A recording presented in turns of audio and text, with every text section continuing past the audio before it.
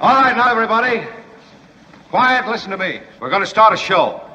Now, some of you people have been with me before. You know it's going to be a tough grind. But we're going to have a show.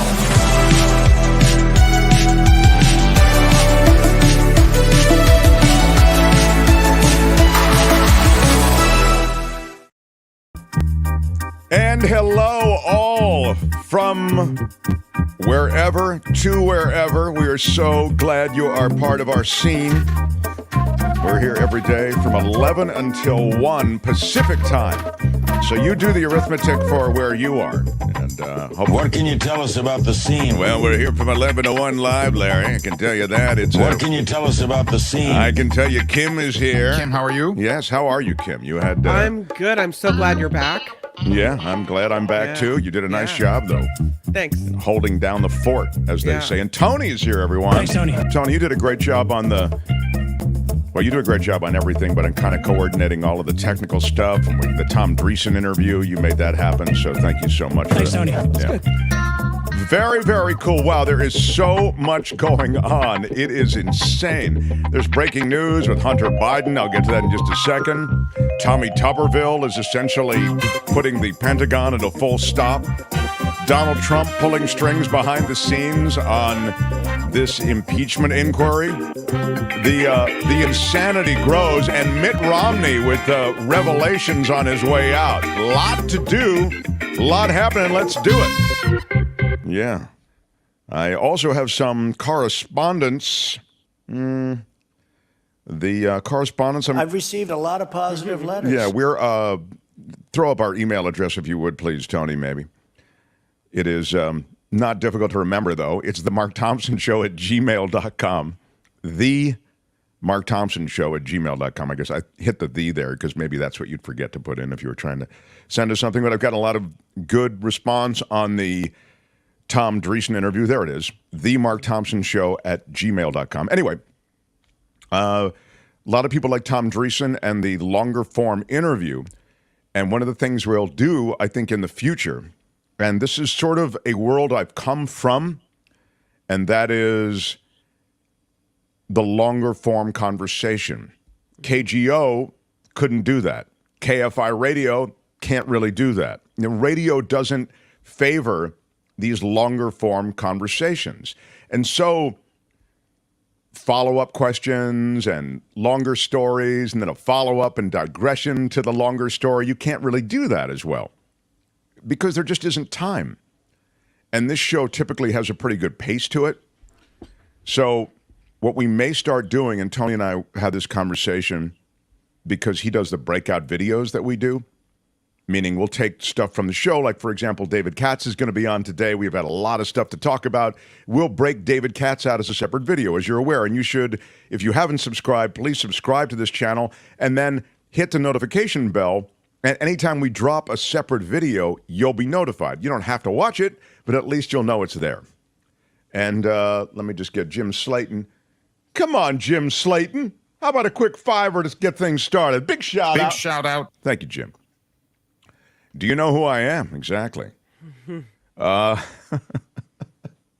like it when the audience for the super sticker does a drop. Do you know who I am? Yeah, thank you. I'm kind of a big deal. So what we're talking about now is doing more of those longer form conversations, but running a portion of them on the show so we don't disturb the pace of the show too much, and then breaking out the entire conversation as a separate video. Isn't that kind of what we're talking about, Tony? Yeah, it's an idea. We could try and see if you guys like it or not. You know, it's one of those things of, you know. Yeah. Thanks, Tony. Yeah. I hate being notified of multiple segments. Says, put it back up there, damn it. Who took it off? I put it on. Somebody took it off. I want a full investigation. My God. What the hell is going on in the United States of America? What the hell is going on in the United States of America? I mean, what all I'm saying is I put the comment up there. Somebody took it off. You know, they do this to me all the time. I don't know what the hell they do it for. Exactly. Casey gets it. I clicked to put it on, and you clicked to put it on, and we cancel Kim, each other please. out. It's the truth. I can't believe it, Kim. You of all people. You turn on me like a rabid animal. It's crazy. This thing has been dragging on and on and on. How dare you say that?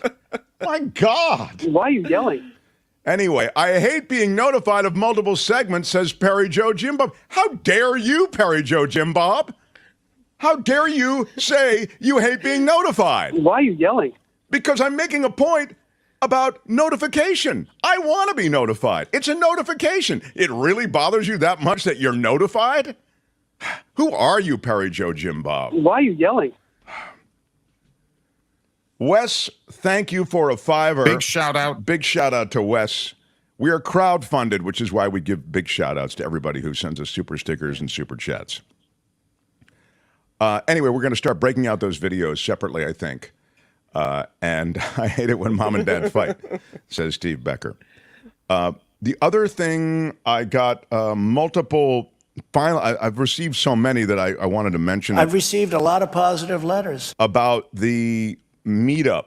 When are we doing another one? I'm getting repeated questions. You know, we do these 2-hour meetups, and we will do another one. It's if there's enough interest, I'm now starting to think there might be interest, we might do another one for October. So we'll do a special Halloween meetup. Everybody can be in costume. Ooh. So that may happen. Gail Guthrie, Hall of Famer, sends us a super chat. Here's to Yoda, the Belgian Malinois dog who took down the fugitive. Love dogs. That's right. Big shout out. That's right. It was the dog that they sent in. You have all those dudes armed to the teeth. But what do? They send in the dog. Yeah. But you're absolutely right, Gail. That was a wild story. Wild in the sense that, A, I didn't know how easy it was to escape from prison.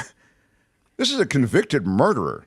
He cold-bloodedly knifed his girlfriend to death, something like 45 times or something. Yeah. You put him behind bars, and then he crab walks up the wall. I don't know if you saw the video, but it's it looked so easy, it wouldn't have been even on America's Got Talent. There wasn't enough challenge in it for it even to make that show. You know, you didn't have to have any special Houdini-esque escape qualities to be able to get out of that prison.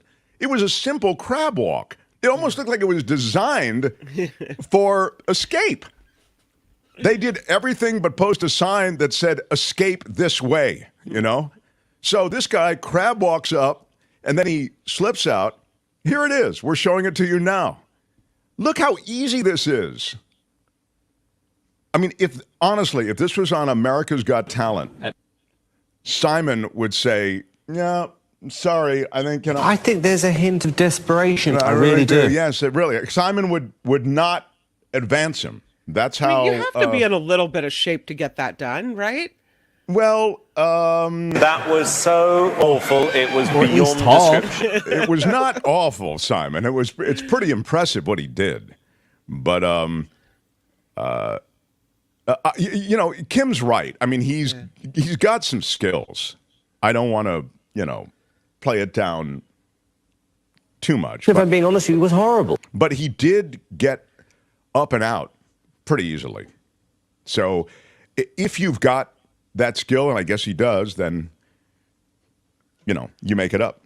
Anyway, once he's up, I mean, it's not enough just to be able to crab walk up. You got to be able to get out. Anyway, he gets out, and this is the other part that I found astounding, that he sustained himself and was on the lam for close to 2 weeks. I mean, wasn't anybody else blown away by that?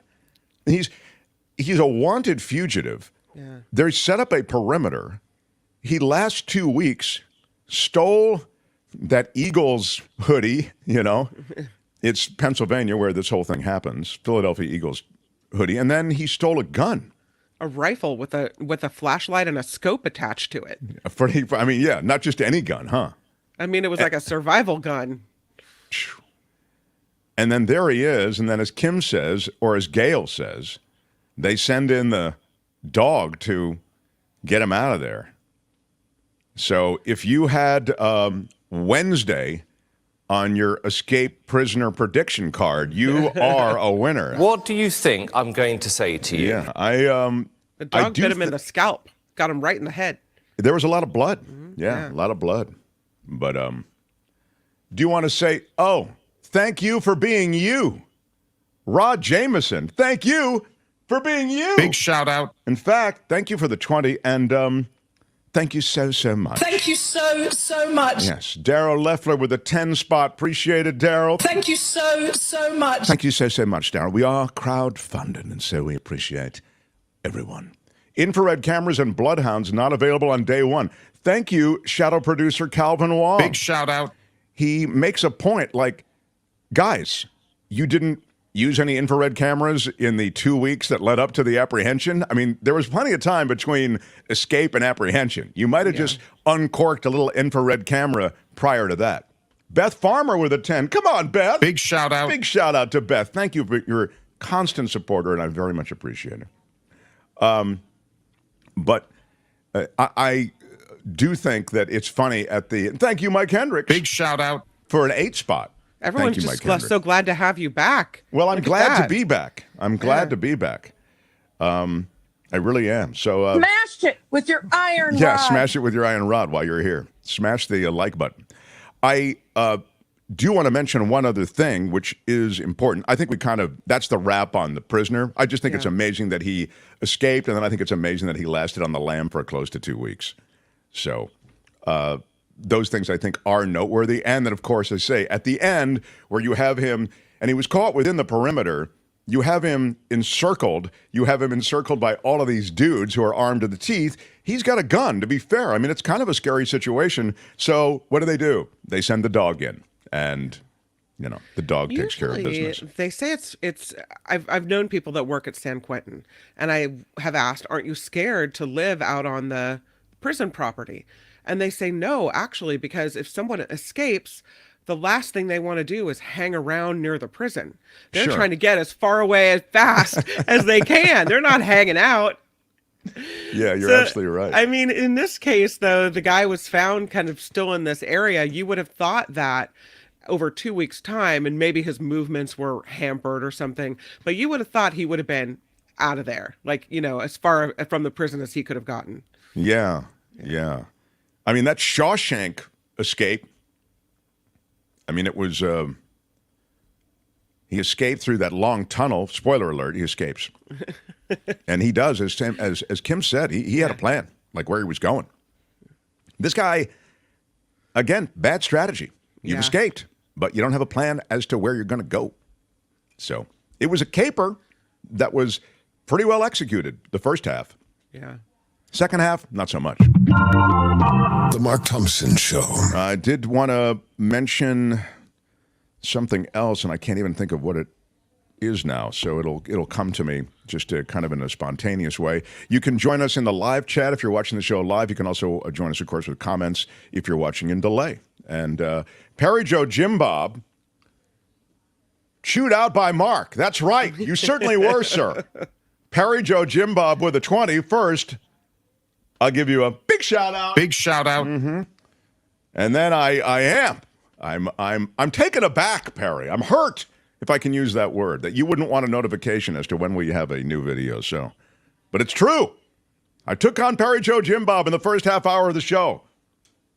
So there's that. Good day, sir. Exactly. Wow, there's a lot going on, my friends. The latest, and the very, very latest, I'm sure Kim will maybe have it in her news, so I won't dwell on it, is that Hunter Biden has been indicted on 3 gun possession charges. Again, I suspect that let me put my credibility glasses on for a minute. Essentially, the elements of this have to do with him lying on a disclosure form about possession of guns. Isn't that what it is? I believe, Kim. Yeah, it's a gun charges. Yeah. That's right. And so Hunter, apparently, and I've heard conflicting reports on this. Someone in the chat said if he's convicted, he faces 20 years in prison. I think the media is saying that he'll face 10 years in prison if he's convicted. Please, they're not going to imprison this guy. Why? Because he lied on a form about his... He lied on a form, and it's so interesting because most people that are facing, consequences from lying on this form they don't have this level of charges filed against them or this level of scrutiny.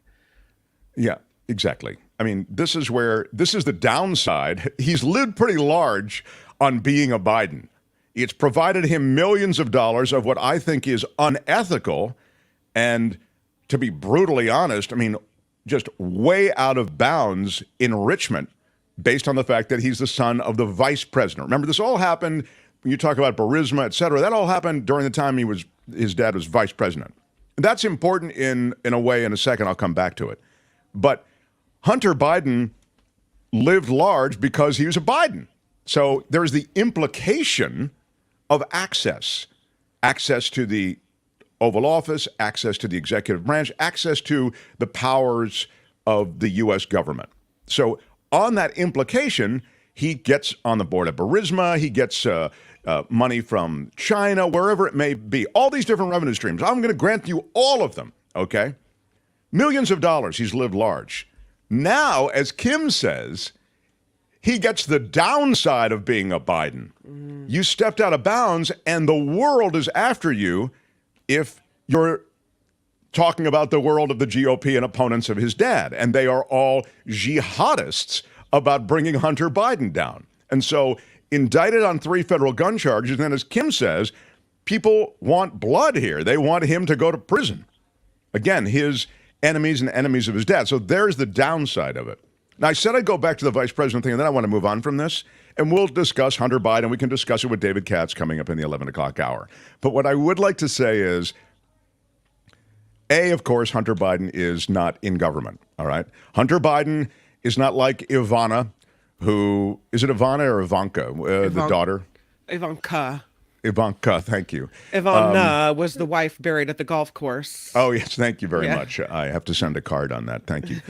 Ivanka, who enriched herself with essentially inserting herself in a major economic meeting with China as her dad was over there. She and her husband, Jared Kushner, enriched themselves as officials within the executive branch. This isn't like that.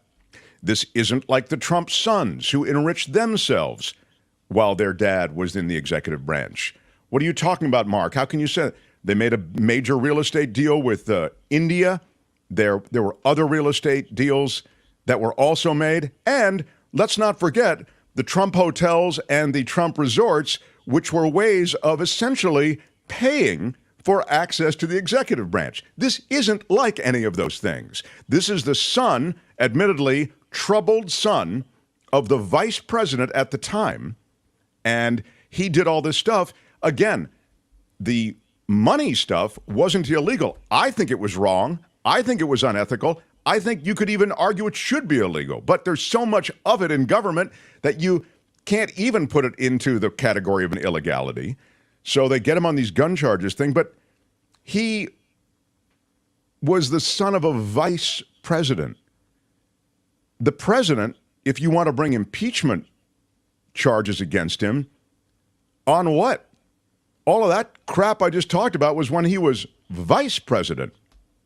Okay, so you have to show me in these new impeachment investigations, you have to show me these much talked about bank records that show as president, how was Joe Biden receiving revenue from anything his son was doing?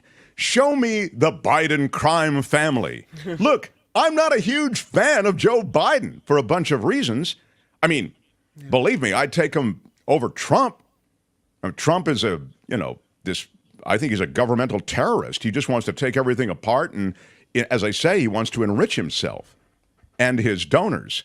But I'm no fan of Joe Biden. And so I say it, not out of rah, but just out of show it to me, dude. I'm ready. And by the way, if that guy took money, if there's really pay to play, I'm for taking it all the way. I have no problem with it. And in the case of Hunter, I'm in the same category.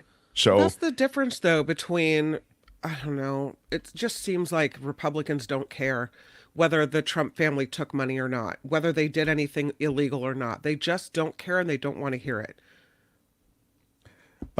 there is a cultism, there's a cultism for sure on the GOP side. And it's sad. And there's a cultism about America right now. This will be something that we talk more about. And I think to be fair, cultism is the wrong term in this context, but there is a rallying and a circling of the wagons if your side is being attacked in America that is troubling, because it's just it's the blue and red of everything now. I don't like that. I call out the Democrats when I don't like, for example, on many environmental things, because as you know, that's sort of a thing for me. But I don't like that no matter what, if the Republicans say something, we jump on it as, by definition, something that we have to argue against. And as Kim says, if our guy, if you want to say, Joe Biden is the defender of freedom and liberty, if our guy has got problems and has done something that is illegal or, should be called out, we got to do it. I called him out on the drilling thing, no problem calling him out. I was really disappointed. I'm disappointed about a lot of things related to the environment. William Lundgren, this is for the great job Kim did the past 3 days. Oh, that's nice. Mark, you do a pretty good job too. Wow. Yeah, you'll do. Thank you, William. Big shout out. And Thank Kim, nice job. Kim, how are you? Again, I'm reluctant. Don't like to acknowledge Kim or anybody else when it's something, comment about me. Let's keep it about me. But Kim did do a good job. Kim, how are you? Vivian L. Shawa, supporter, super sticker, 10. Thank you. Big shout out. Big shout out, Vivian. Thank you very, very much. In the context of government and kind of what we were talking about with tribalism and defending your tribe. The Mark Thompson Show. There's a new book coming out about Mitt Romney. It's called Romney, A Reckoning. And The Atlantic has a good piece, which is essentially, this is an excerpt from this book, A Reckoning. And as you know, Mitt Romney leaving the Senate, and I think Mitt Romney's a complicated figure. He's being lionized a little bit in the sense that his service is being lionized a little bit in the sense that he voted against the president when the rest of his party was voting with the president to beat back an impeachment, right? And so for that, I think, you, I guess, would call him courageous. But he's a Republican who, for example, and I said this at the time, would have been fine and was fine with the Supreme Court appointments, et cetera. So I'm not a rah-rah for Mitt Romney either. So it's sort of like, the one guy who is borderline righteous and has a conscience, I'm supposed to go rah-rah around him. He represents a lot of things that I really can't countenance, see the Supreme Court. But it's interesting that these revelations do involve other politicians, and they speak to what we're talking about, which is sort of this cultism. Apparently, the junior senator from Maine, Angus King, sent him a text on January 2nd. Can you give me a call when you get a chance? Important. Romney calls. King tells him that he's just had a conversation with a high-ranking Pentagon official and law enforcement. This is super critical. Listen to this. Law enforcement has been tracking online chatter among right-wing extremists who appear to be planning something bad on the day of Donald Trump's upcoming rally in Washington, D.C. That would be January 6th. So this is January 2nd when this is happening, and they're talking about January 6th. The president has been telling them the election was stolen, and now they're coming to steal it back, says this Pentagon source.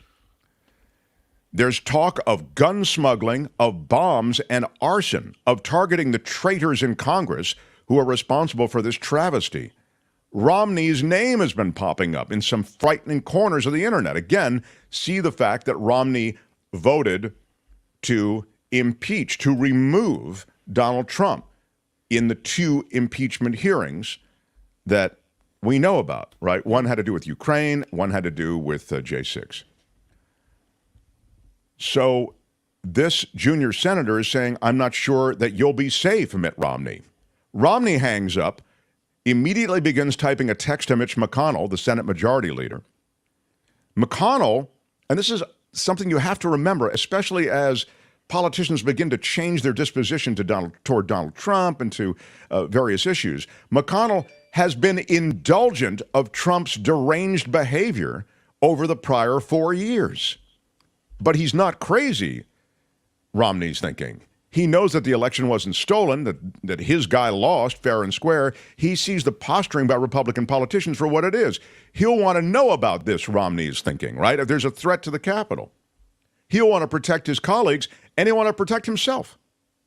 So Romney sends the text. In case you've not heard this, I just got a call from Angus King, who said that he'd spoken with a senior official at the Pentagon who reports that they are seeking and seeing very disturbing social media traffic regarding the protest planned on the 6th. There are calls to burn down your home, Mitch, to smuggle guns into D.C., and to storm the Capitol. I hope that sufficient security plans are in place, but I'm concerned that the instigator, the president, that's President Trump, is the one who commands the reinforcements the D.C. and Capitol Police might require. So, talks to leading Pentagon official, sends message to Mitch McConnell, letting him know of this threat that's clearly out there from this information that has come in. McConnell never responds.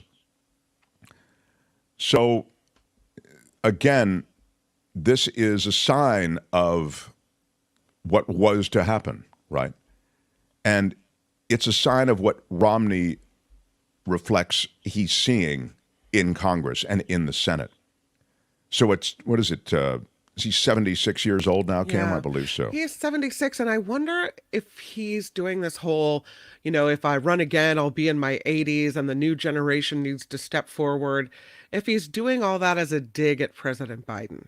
Oh, I no doubt that on the way out, he's given him an elbow. Exactly. Yeah. I'm leaving, you should too, type thing. But you know what you can do on your, and look, I'm not sure that, I love how everybody, I think the David Ignatius piece in the Washington Post is the way. David Ignatius is this writer who has sort of been tight with the Democrats across various administrations. He's sort of like the Democrat whisperer. And so he wrote this column saying that Biden should step down. He did the one term, stick the landing, step back, let a younger person take over. Great. Who's the younger person? I mean, I really think, and we'll talk to Jim Avila and we'll talk to Michael Schur about this tomorrow. This is the question. What's the line of succession? It's not Kamala Harris. And Kamala Harris has issues, and that's been pointed to as well in multiple opinion pieces. So I think the Democrats know something, but I think they're loath to let go of Biden because they feel as though he's the Trump slayer. Yeah. And who is behind him? It's unclear.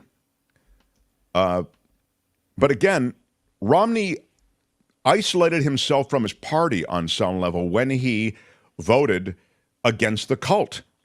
He voted for removal, right? So interesting piece in Atlantic, as I say, it's part of this bigger book, this biography of Romney. And there's a lot here. In fact, I am late right now, so I've got to leave it on the table. But I will give you more excerpts maybe in the days ahead. Certainly we'll bring it up with Avila and Schur tomorrow, because I think there's insight into the party, not just Mitt Romney, in this Romney thing. But the idea somehow that Romney's heroic. Sorry, again, I don't mean to, the perfect is the enemy of the good. He was heroic in some sense to let his conscience guide him to vote against the way his party was going, this party of cultism, right? But on another level, I'm sorry, I can't countenance a lot of the things that Mitt Romney has stood for through his years. He's not leaving like tomorrow. He's got another year.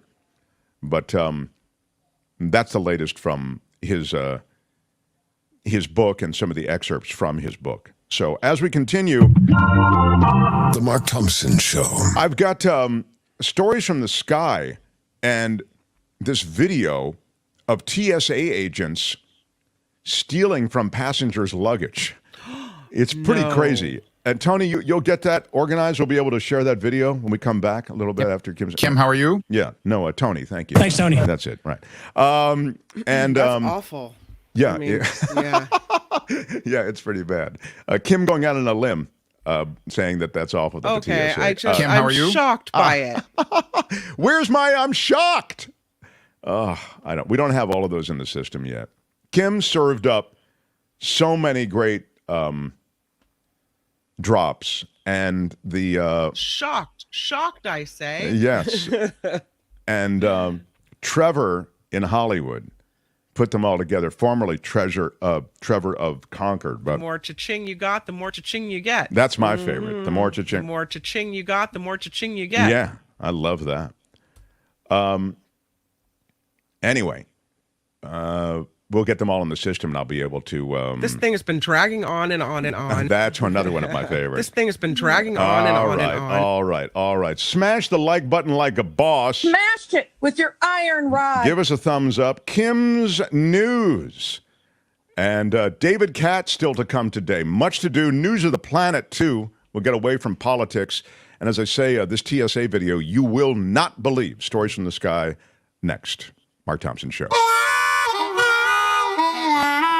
The Mark Thompson Show.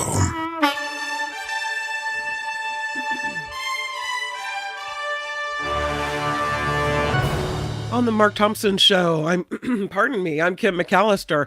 Let's talk about Hunter Biden being indicted on felony gun charges. A court filing shows the president's son has been charged with 3 criminal counts. 2 counts are related to Hunter Biden allegedly filing a form claiming he was not using drugs at the time he purchased this weapon in 2018. The third alleges he was in possession of a gun while using drugs. It is the first time the Justice Department has filed charges against the son of a U.S. president. The charges come after a plea deal fell apart earlier this summer with prosecutors. So, Hunter Biden now facing felony gun charges. House Speaker Kevin McCarthy reportedly used an expletive, oh no, say it ain't so, directed at members of his own party. A group of House Republicans, including Florida Congressman Matt Gaetz, calling for McCarthy's ouster as Speaker now. Don't talk to me that way. Multiple outlets are reporting McCarthy told the group to make the motion today during its closed-door meeting scheduled for today. You want me out? You fine. You make that motion. You get me out. That's right. Wow. I've told you it's never easy being in this business. That's right. Chris will tell you it's not easy. No picnic, wouldn't you say? This is no picnic, no summer camp. Yeah, he's barely hanging on to power. I mean, what does he have to do to make these people happy? I mean, he's launching this, at best, thin impeachment investigation. This is completely dictated by the Marjorie Taylor Greens of the world. And now they still won't let him retain power, potentially. He's a guy who's just desperate to keep his gig. That's what's going on. He seems like he's bent over pretty far. I don't know how much more he can bend, you know? Yeah. He's stretching the limits of the bend over. I don't know. He's right. Exactly. Yeah, I know, that's a great. lovely image. That's it's right. not about how you feel. Okay. Well. My computer is frozen, but here it is. Okay. So former House Speaker Nancy Pelosi is sidestepping questions about whether Vice President Kamala Harris would be the best running mate for President Joe Biden. That's right. In 2024. So when first asked the question on CNN, Pelosi responded that the president thinks so and that that's what matters, right? When asked again during the interview about Harris being the best running mate, Pelosi would only say, Harris is very politically astute. The latest poll numbers show Biden and Harris sinking to their lowest numbers ever. Oh, Nancy, just say yes and move on. Exactly. My God. The first answer is more damning. You know what I mean? Well, that's what Joe thinks, or that's what clearly the president feels that way. The president really? thinks that, and that's what matters. Talk about a tepid endorsement. Yeah. I don't know. UAW, the United auto workers union ramping up warnings that it will strike if the big three automakers, against the big three automakers, rather, if a deal is not reached by midnight tonight. The union's president said members should expect walkouts at various locations and to wait for further instructions. One estimate says a strike lasting just 10 days could result in a total loss nationwide of more than $5 billion. So, are they scurrying to come up with some type of contract today? Both sides? Who knows? But it would seem that if you want to avoid a strike, you've got to do it. It's a matter of hours before it's party over. 5 East Bay police officers are in hot water for allegedly accepting bribes, among other charges. The officers arraigned in court yesterday. They waived their right to a speedy trial and did not enter a plea. The 5 officers from the Antioch and Pittsburgh police departments are all accused of criminal conspiracy and accepting bribes for voiding citations for your friends. Both departments have been under investigation for months by the FBI over accusations of lack of accountability. Yeah, this is going to be a story that's with us for a while. Right, exactly right. Over in Vallejo, a police whistleblower, Vallejo Police Department whistleblower, moving on with his life after settling his lawsuit with the city of Vallejo. Former police captain John Whitney settling the lawsuit for close to $1 million. He was fired from the police department after reporting allegations of badge bending, where officers were allegedly bending down the corners of their badges following police shootings they had been involved in. Kind of like, I guess, a way to keep track of officer-involved shootings, a badge of honor. Yeah, so he blows the whistle on badge bending. There's retaliation against him. $1 million, almost $1 million he gets, and off he goes. Alameda County District Attorney Pamela Price says she is the right person for the job despite some efforts to recall her. Price held a town hall meeting Wednesday, said she tries to continue to fight crime around the region. And that she's lowering crime rates around the region as well. Pamela Price has been under fire by detractors who have been trying to get her recalled over concerns that she is soft on crime. And it is true, she does have kind of an ideology of the Chesa Boudin way of going a little lighter on crime and, the restorative justice type of theories. It's amazing that wins elections now. I just think as society devolves, around you, and you see smash and grabs and every manner of ripoff and retail thieves just blasting in and walking away. I mean, it's amazing to me that sort of more lenient approach could even win elections. Crazy. I guess it can, although it doesn't mean that she won't be recalled because there's a big effort to do that as well. Right, and it's funny, that seems to be the dance. Election and then recall. Crazy. Mm-hmm. In San Francisco, the Cliff House may reopen. So this is kind of exciting for people who love the Cliff House. We should maybe take the picture of the police officer off the screen. It's been up there for a while. I'm sorry, but my computer is having trouble. So Tony, what can you do to get the? There you go. It. I have a little spinning wheel that won't let me move anything. The spinning wheel is always a scary. Spinning wheel of death, yeah. Yeah. Maybe I have too much going on. So this landmark San Francisco business soon reopening its doors. The famed Cliff House will reopen soon with 3 new restaurants, one in the main dining room, one in the former retail space, one in the lookout space. Wow. The Cliff House closed up shop in 2020 after 157 years in business. So who says that San Francisco is in trouble? Everything's closing except the Cliff House is opening with 3 different venues within one. Yeah. Yeah. And lastly, the Strong National Museum Hall of Fame in Rochester, New York, has announced the toys that are candidates for induction into the National Toy Hall of Fame. Among the list of 12 are Battleship, You've Sunk My Battleship, Connect 4, baseball cards, bingo, Nerf toys, gotta love a Nerf toy, slime, and the Teenage Mutant Ninja Turtles. People can vote online for their favorites until September 20th, and the winning toys will be made public in November. That's kind of fun. What's your favorite board game? Oh, that's a good question. That's a great question. I mean, honestly, probably still Monopoly or something Really? like something. Yeah, like Okay. I don't know. I remember. I don't know. We weren't.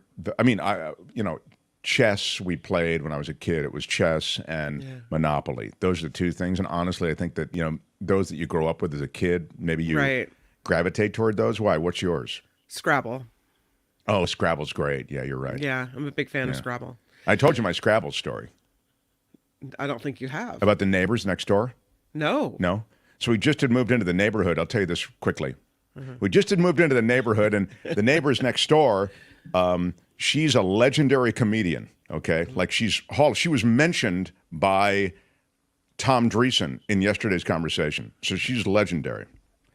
And he is a major music manager, all right? And he's actually done a long-form conversation. We're going to run that, I think, Tony, aren't we going to run that at some point in the next couple of weeks? He represented big bands, right? Okay. So I don't mean to mention that, but they're kind of like, they've got that little celebrity shimmer around them, right? So we just moved in the neighborhood. They invite us over. We go there, and I kind of want to make sure that things go well and everything. So, we bring a bottle of wine, and we sit down, and they say, we love Scrabble. Let's play Scrabble. I'm like, I don't really play Scrabble, but all right. I mean, come on, you with the ding words. You'll kill it. Well, yes and no. I mean, Scrabble's about other stuff, too. It's knowing how to, get a two-letter thing or two-tile thing. It's true. But I didn't even... So I literally needed the rules explained. I really didn't remember, like what gets what and double word score and all that stuff. Anyway, so she explains the rules, and he explains the rules in filling in the gaps. And then, at the last minute before we start, as we're picking tiles, you pick them out of this bag. Right. I hear her say, oh, one more thing. This has never happened before, but if you use all of your tiles on a word, you get 50 points. That's right. All and then 7 he tiles, said, big score. He said, yeah, don't worry about that. It never happens. So you know where this is going. I'm so nervous about making a good impression with these people. I just don't want to be like a total dud, right? Right.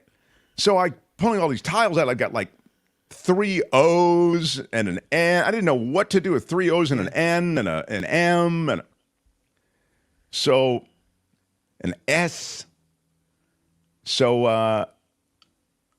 I'm looking at the board and I think, oh my God, this is after like 10 minutes. I see the word monsoons. Oh, goodness. And I can literally use all of my tiles. And then what? Then I'm sweating that little opportunity doesn't get taken by somebody else, with some little word or something. Got to have a place to put it, right? I don't want to be Scrabble blocked, So it comes around to me and I lay out. And then I'm thinking there's some technicality I'm not aware of. She's explained, man, there's some reason I'm not going to get the... I lay it out, monsoons, and it blew them away. It was like the greatest moment ever. I had this incredible, 100-yard touchdown kind of run back as a rookie. And it was my great Scrabble moment. So that's awesome. Yeah, that was it. 50 points. And then I won Scrabble with the neighbors in our first outing. See, I had no doubt that you would kill it. That's right. It was very strong. So there's a reason that this place is fun. Yeah. So we had a good time. But that's my. I don't play a lot of it, but I love that it's your favorite game. We'll have to play sometime. Game. Yeah. I would love that. Do you do Words with Friends? I was doing Words with Friends for a while. I kind of stopped when it was the thing everybody was doing. Yeah, I haven't stopped. I'm still into it. Speaking of winners, winner, chicken dinner, Coachella Valley Coffee, the winning coffee here on the Mark Thompson Show. It is the coffee of the show, sponsoring the newscast this hour. We are so grateful for their sponsorship because they are awesome. So it is not hard at all for us to tell you about Coachella Valley Coffee and their amazing products. They have wonderful coffee. They have wonderful tea and a special exclusive deal here for the Mark Thompson Show. You can get 10% off across the board if you type in at checkout Mark T, altogether, Mark T, no spaces in between there, and then you get your 10% off. You get your freshly roasted coffee sent straight to your door, and it is absolutely amazing. So yeah, we just got a 2-pound bag of the Ocotillo espresso, which is my favorite, one of them. And the other thing about Coachella Valley coffee, again, I've mentioned it before, but I'll just reiterate for those who might be new, is that's all fresh crop, okay? That's the reason these beans are so special, and they're hand roasted. So you've got a real special place that gives you, you can find beans cheaper, but they're not fresh crop like this. And the thing that I also like is that they put seed money behind, you'll pardon the expression, behind a lot of women-run farms all over the world. And so they really have a conscience about what they do. But honestly, if it was just that wouldn't be enough to recommend their coffee. The coffee is literally the best coffee I've ever had. So many great tasting notes. You try it, find the bean that's right for you, but take the 10% off and order. Again, I go 2 to 5 pounds because I know what I want, and there's a better value there. I'd get a couple of pounds maybe and see if you don't love it, and it's a 10% off of that order. So enjoy. We love Coachella Valley coffee. I never thought they'd be sponsors on my show. Really, really excited to have them on board. So Larry says, bought Coachella coffee pods. Yes, it's great coffee. And I thank them for sponsoring the show. Thanks, Larry, for buying that. That's cool. Great. Yeah, good, Larry. I'm glad you're happy. Very cool. I'm Kim McAllister. This is The Mark Thompson Show.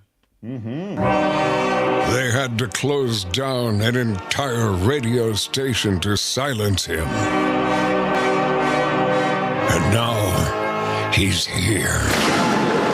Ladies and gentlemen, Mark Thompson.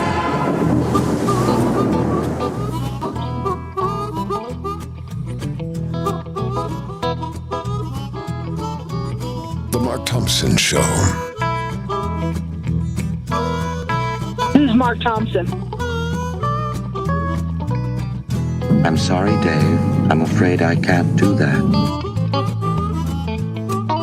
When they raided Mar-a-Lago, God didn't like that.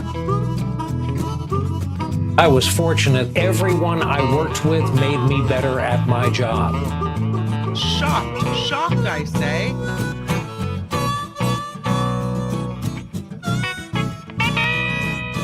Such a great honor to have participated. This thing has been dragging on and on and on. Yeah, we're all about it. Our Thursday show brings David Katz in just a few minutes. By the way, David Katz, in addition to being on London radio regularly and worldwide, is viewed as someone who can weigh in on any number of legal things. Yeah. Saw him on Fox News Channel, and he was talking about a fascinating case. And Tony's got the video. We won't run it now, but when David comes on, we'll run a little bit of it. And that is the case of the Democratic candidate for a House seat in Virginia. And they discovered that she had I guess it's an OnlyFans site. And she and her husband were messing around. And For tips. Yeah. And they're making, they're trying to make her pay for that. And essentially, pay for it politically, I mean. Mm-hmm. You know where I am on that. I mean, it's like, so what? I could care less. I don't care anything about sex. Don't care who she's having sex with. Don't care if she's having it on some OnlyFans site. It's a private site, okay? You have to go there, and you got to pay something to get in, right, Kim? There's a paywall, I think. I go there? I don't know. Kim, how are you? But it's her and her husband messing around with it. They're exhibitionists. I don't care. Hey, man, I'm not the sex police. I don't care what your kink is. Got nothing to do with her as a legislator or as someone who I'd want representing my area in Congress. But anyway, more to the point, they're now talking about, there it is. David Katz, you can see there on the right, they're talking about that as a potential revenge porn case. She's speaking of it in that, like, in other words, it was posted illegally. I mean, without She put it on the internet for all to see. Well, she put it on the internet, but it was behind a paywall, wasn't it? I mean, I guess so. If it's for tips, maybe, I don't know. But so all you have to do is, I believe it was Chatterbait. I think it was on, from what I heard, what I read. So I is don't that know behind if a it's paywall but, or not, but, Tony? You pay to have them do acts, I guess. Right, but I'm saying you can't. Let me check. Yeah. Okay. Thanks, Tony. Yeah. He's gonna go to Chatterbait and try to log in. Tony will go. I mean, No. There's no there's no shame in any of this stuff. I don't understand it. This country has got to just get past it. It's I don't want to this be is the prudy, stuff that ruins. How do you take her seriously in a meeting if you've seen her doing the do? And do I want her representing me if that hinders her from doing the business of the district, of the people that she's representing? I don't understand how it would hinder her from doing the business. What are you talking about? Because she's in a meeting. No one's taking her seriously because Why she's not? just some porno lady. Why not? In the That's my corner. problem. No, that's my problem, that you don't take her seriously. Why don't you take her seriously? I Why?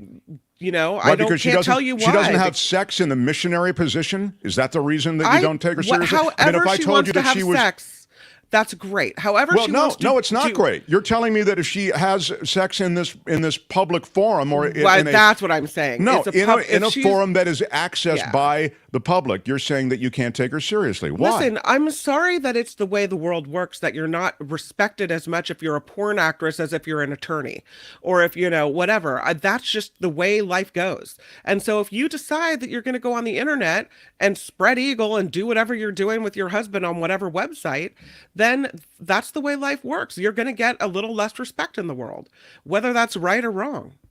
Well, I'm not that's the way the world's set up. Tough crap. I'm not that guy, okay? The world's set up in a bunch of ways that are effed up. And people have to step up and go, no, that's effed up. I can go across the spectrum. This is crazy. These social mores, they can change. Kim, back in the, 100 years ago, they would be critical of the way your child leaves the house to go to school, by the way she's dressed. It's true. But, that's the way the world's set up. Tough crap. No, my kid can dress any way that she wants to. It's not tough crap. I'm telling you, you've got to push back on this stuff. If enough voters in her district feel like you, if enough voters are like, we don't care, then great, then she'll get elected and it won't be a problem. And the fact that it's being used against her will only spur the voters that agree with you to vote for her out of principle, even if she's a bad candidate. So, Right. Well, yeah, no kidding. I mean, in other words, if she gets voted in, she'll get voted in. I don't understand what the point you're making there, but the point you're making that I've got a problem with is Mark, how can anybody take her seriously when she's, been spread eagle in some, I don't know. I mean, I agree. It's not what I do. It's not what I'd recommend somebody do. No. And but if she wants to be a lawmaker, if she wants to be taken seriously, I don't think you can have both. She didn't send it out in an email blast. That's what I'm trying to say. It was in a private forum. We all know there's that a bunch of stuff on the internet. Once something's on the internet, it's there forever. Anyone can download it. Anyone can have access to it. Apparently, Sandy if they pay the money. Oh, come on, Mark. Do you really think that a porn star deserves the same level of respect as someone with a professional career? I didn't say that. I talked about the fact that this isn't a disqualifier. I'm not talking about the level of respect. But now that you've said it, it depends on the porn star. I don't know. I mean, honestly, again, effed up career choice on one level, but on another level, you're telling me that once that person does that, they can't reconstitute themselves as something else? I mean, maybe you're right, but to me, it's, it's if you're comparing her to some, I don't know, PhD in economics who is also running, then you're right. There's a schism there. There's a difference there. But that said, I just don't like the way we shame people in this culture for anything that has to do with sex. Maybe this is over the line, but it seems to me it's like a private thing that was literally turned into Oppo research and then spread by her opponents. It's not, though, revenge porn if you put the porn out on the internet yourself. No, right? That's not what she did, though. Schism is a ding word. You're right, Tom. Thank you. And that's not what she did. I don't think what happened. We'll bring David Katz on. He'll talk about that. But she did this for a private forum that was taken and then leaked out onto the internet. There's a difference, Kim. Nothing is ever private on the internet. You don't go to a website and put your, your sexy time with your husband up on the internet and assume that your political opponents aren't going to get a hold of it.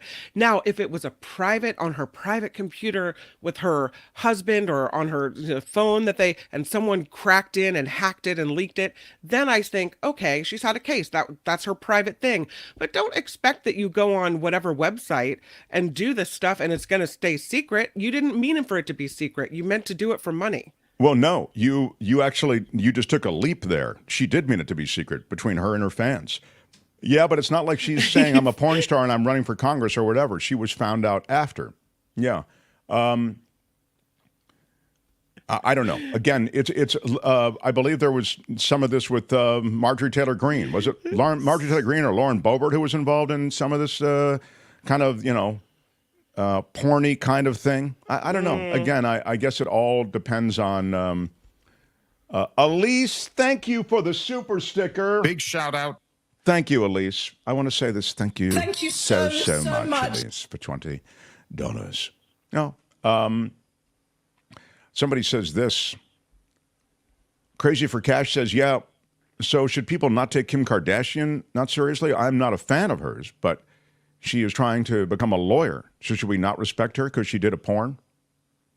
Yeah, Kim, what's the story on the other Kim Kardashian? I don't think that you have once you've done something that you're that thing forever, that you can't reinvent yourself or become something else. But I don't think that there shouldn't be any, people should look away from what you've done. So if she's trying to be a delegate in her state and also doing porn at the same time, she's not doing porn at the same time. She again, I don't know what the timing is on this, but Lori S. Gross says, I respect a porn star who chose that field over Enron executives, crooked CEOs, and families like the Purdue's.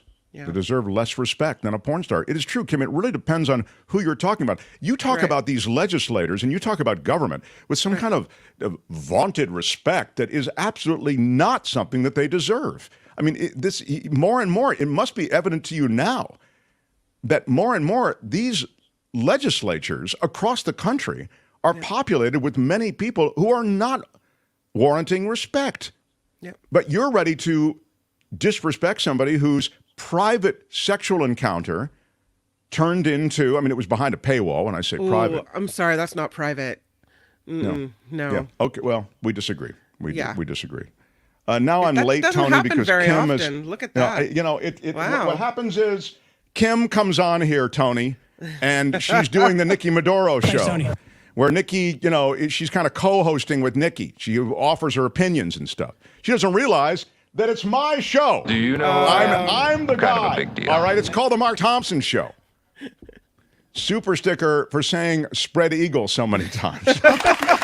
Yeah, that's probably going to get us demonetized. So thank you, everybody who's for this stuff. Super stickers today. God, I do not know. Kim said it best. This thing has been dragging on and on and on. Exactly. This thing has been dragging on and on and on. Gosh, Kim, my God, who knew she's such a school marm. Are you calling me a prude? I would say that's awesome, but that's not awesome. Yeah, exactly. She was selling tickets, Mark. LOL. Good for her, I say, Queen. Sell tickets. I guess don't care. Looking at fast on the articles, what I can read up, the last time she posted on Chatterbait was September of 2022. So a year ago, she posted the porn. Thank you, Tony. It was before she declared for this run for public office, Kim. Like my months, weeks, days. Well, Kim, you're a classy lady, Julie says. How dare you, Julie, take Kim's role here and how dare you, Julie? My God. Well, if she's too revision. They were archived in 2022. So she tried to hide them in 2022. No one knows exactly when they happened, but she hid them in 2022. It's been a while, and was not, it's not like she went out to town center and in the food court got it on with her husband. Please. That's kind of what it's like when you put it on the internet. That's absolutely not what it's like, and that's really not fair. And and you know better than that. I'm shocked by your thinking that the internet is private. Or I'm not saying that, but I'm shocked. I take your shock to me, and I raise you my shock about your shock about the fact that this person somehow is disqualified from higher aspirations based on this thing she did with her husband she was getting tips for. You misunderstand. I don't think she's disqualified. I think if the voters are okay with it, then the voters are okay with it. But I don't think that she should assume or that she has any expectation of a right to privacy when she puts it all over the internet. Of course her opponents are going to use that against her. Lori agrees, sort of. If she's too uninformed to know that anything put online, paywall or not, can get out to everywhere. Thank you. She shouldn't be making but wait, let me finish reading it before you start thanking her. How dare you? Kim, how are you? What is going on here, Tony? I leave for 2 days. Just quick Kim's statistics got an I can attitude. find out. Some Chatterbait users, Chatterbait rooms, can have up to 20,000 people watching at once. So private. Maybe that's part private. of the cake. Maybe that's part of it's an exhibition site. That's what it is. Thank you. Lord. Look, was it a mistake to do it? Probably. Yes. But again, I don't think that your entire life should be informed by that mistake. I guess that's where I am. I mean, I really, and by the way, I really would listen to her, read her positions, see where she was on a bunch of stuff before I DQ'd her based on the fact that she did some porny thing with her husband. I mean, again, she's with her husband. Where are all you puritanical people who, well, Mark, she's with her husband, but not in the right way. It has to be done behind closed doors. Okay. And there's certain positions that, frankly, are too perverse. Okay. I mean, it's absolutely insane. This country out of their minds when it comes to this. And again, but Tony, well-researched, says OCB. It is true. I try to find information for the show, and it's immediately you assumed. hit the ball, Look, it's already Tony. messed up my Google search history. Now it's going to be a mess. So. Thank you for taking one for the team, Tony. Oh, Tony. Should use the incognito tab. Damn it. Unreal. David Katz next. I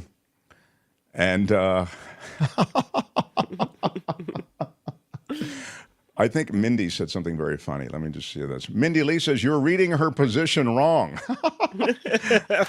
I think you mean it. I think you mean that to be funny. I find it funny. So, all right, David Katz next, Mark Thompson Show. Ladies and gentlemen, I'm Shadow Stevens. This is the Mark Thompson Show. Keep it to yourself.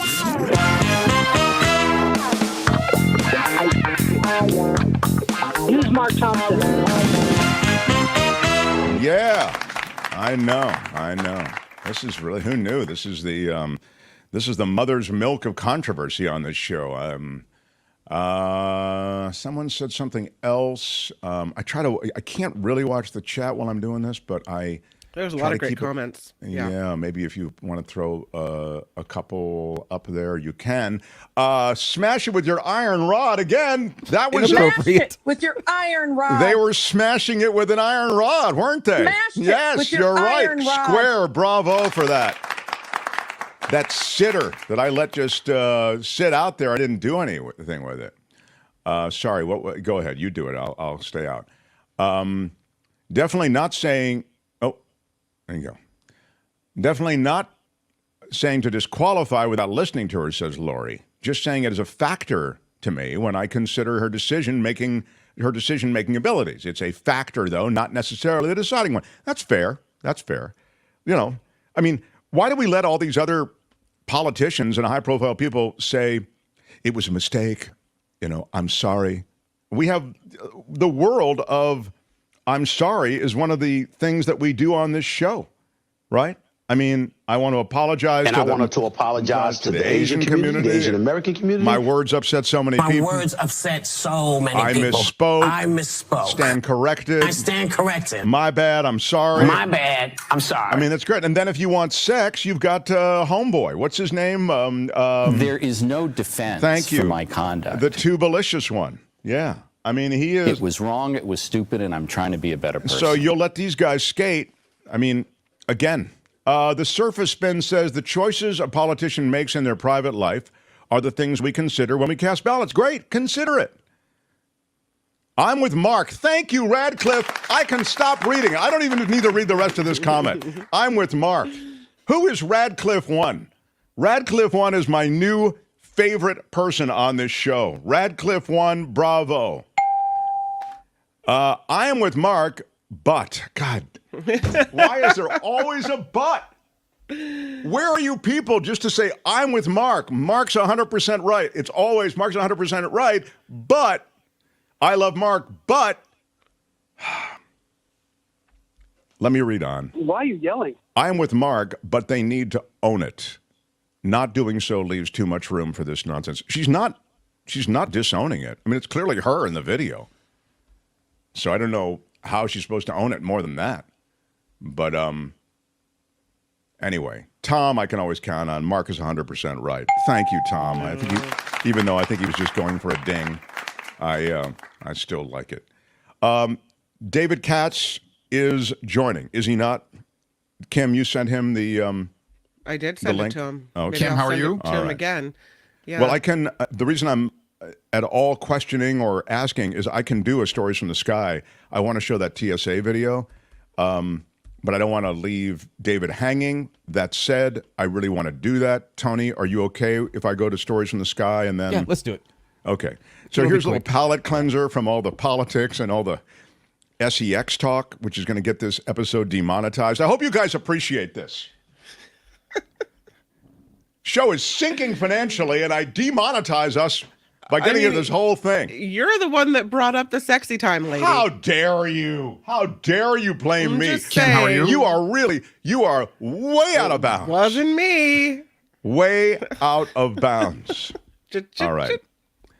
This is Stories from the Sky. We have clearance, Clarence. Roger, Roger. What's our vector, Victor? Enough is enough! I have had it with these monkey-fighting snakes on this Monday to Friday plane! Everybody strap in! About those TSA agents at Miami International Airport are caught stealing from passengers' luggage. Footage showing we're showing it to you now, 2 TSA agents stealing $600 from a passenger's wallet. Agents Labrius Williams and Jesu Gonzalez have been charged. They caught him and they charged him. They're pretty stealth about it. Look how quick they move. Yeah, they move very, very quickly. But they are going to need a defense attorney like David Katz. Yes, they are. Because Busted. It's pretty damning, just got to say. And then there is this.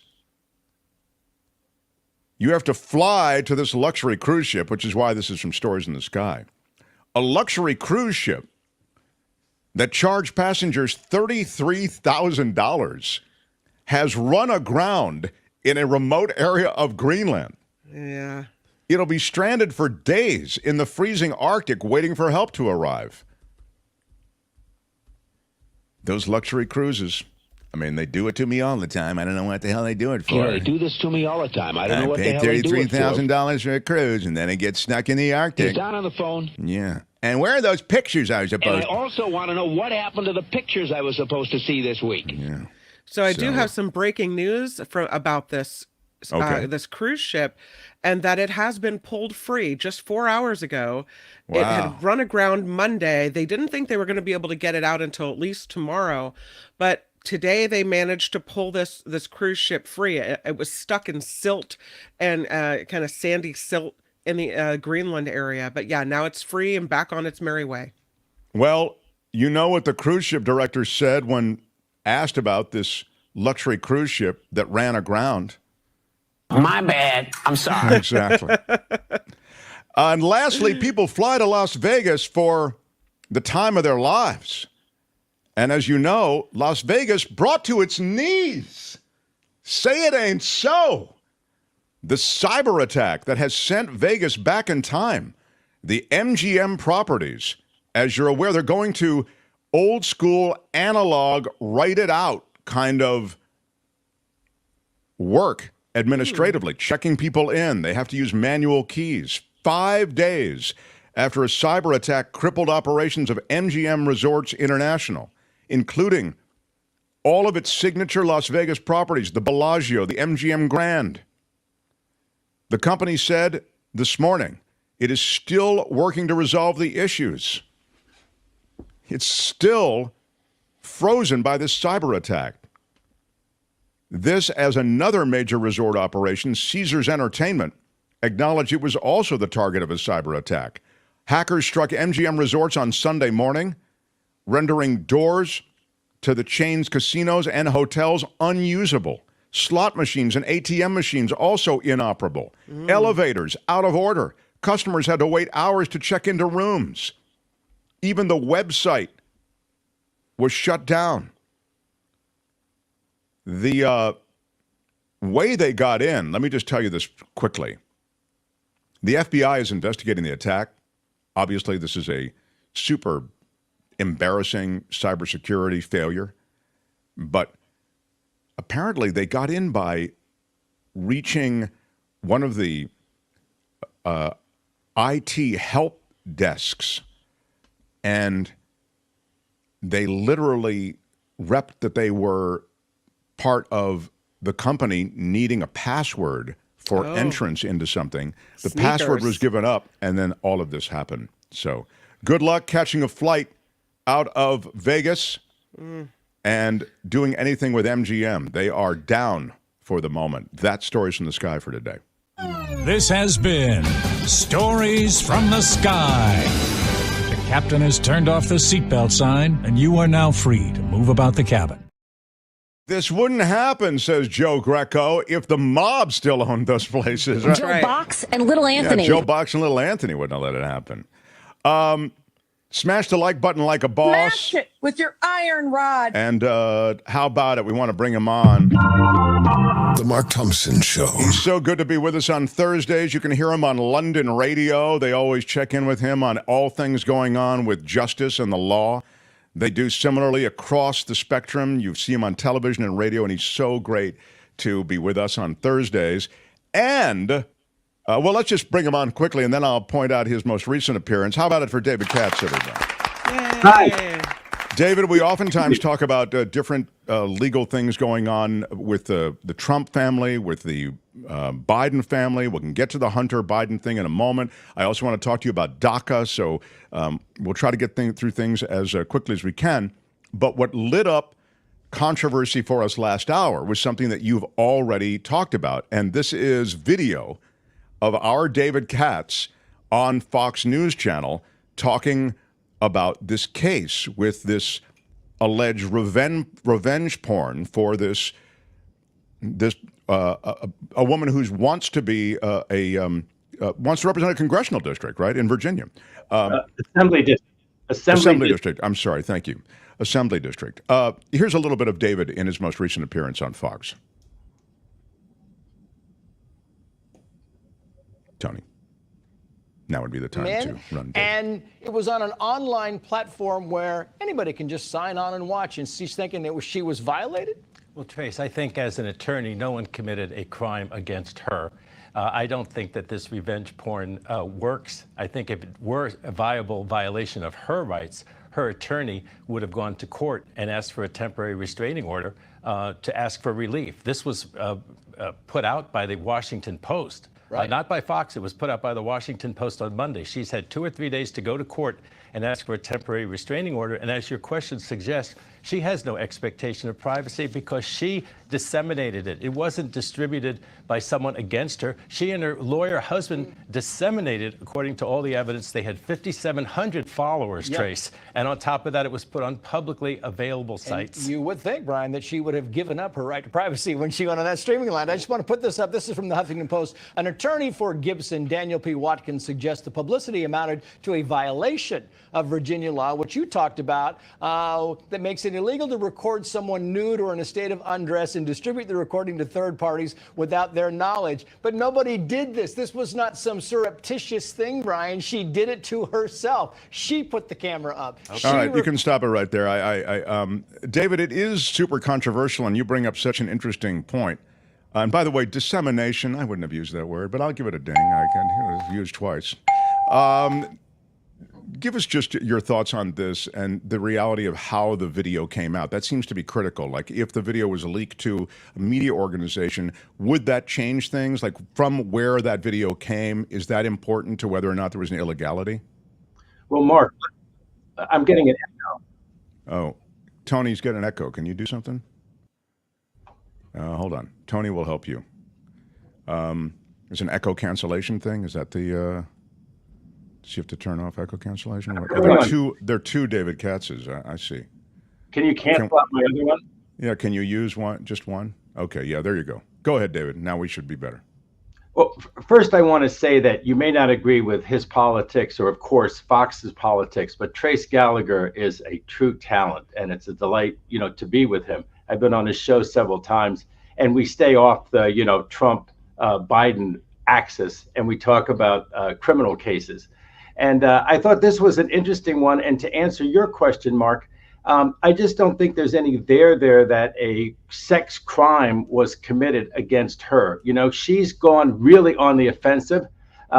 If you want to give him and her credit, she's really learned from Trump, right? That when they accuse you of something, you just put on the best offense that you can. She has an attorney husband, and she and her husband, apparently, she's a nurse, he's an attorney. They apparently had this side hustle, and I don't have any problem with what people do as a side hustle, which was that they would have sex on this thing called Chatterbait.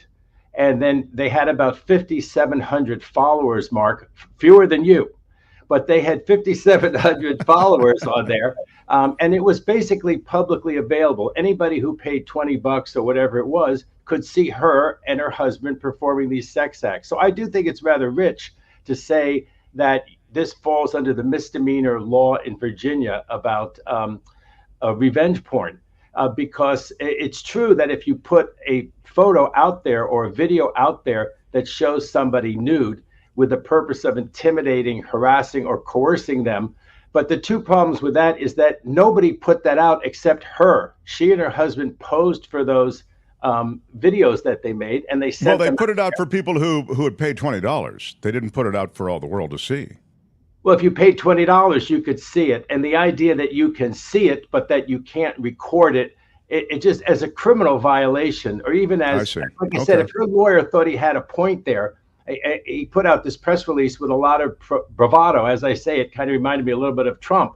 But, and then Trump, of course, avoids court. He avoids actually getting a ruling. He just tells millions of people that he's right. If she really thought that she was right, her attorney could have gone to court, gotten a temporary restraining order after this story appeared in the Washington Post on Monday, and said, hey, my rights are being violated. This is a violation of this misdemeanor statute here. Here's the facts. And Judge, I want you to enjoin any further, I know you don't like the word, but dissemination or distribution of what's already been distributed to 5,700 people. And I also made the point, which I agree strongly, Senator Al Franken stepped down. The female Democratic senators hounded him out of office, insisted that what he had done there, which I thought was ambiguous, don't everybody scream, but I thought it was very ambiguous because he wasn't even a politician yet. And what he was doing was a joke.